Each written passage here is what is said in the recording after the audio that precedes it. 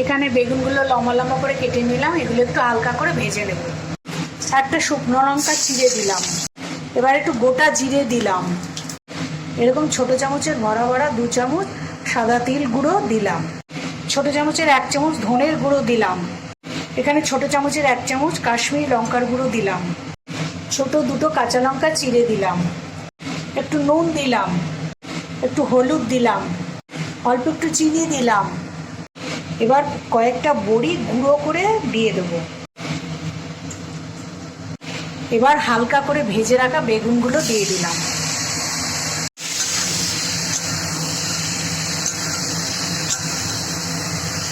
এখানে আমি সেদ্ধ করা আমরা 2 চামচ পেস্ট দিয়ে দিলাম। সামান্য একটু 5 ফোড়ন গুঁড়ো দিয়ে দিলাম। এটাই হলো আচারি তিল বেগুন। খেতে দারুণ লাগে, খুব সুন্দর।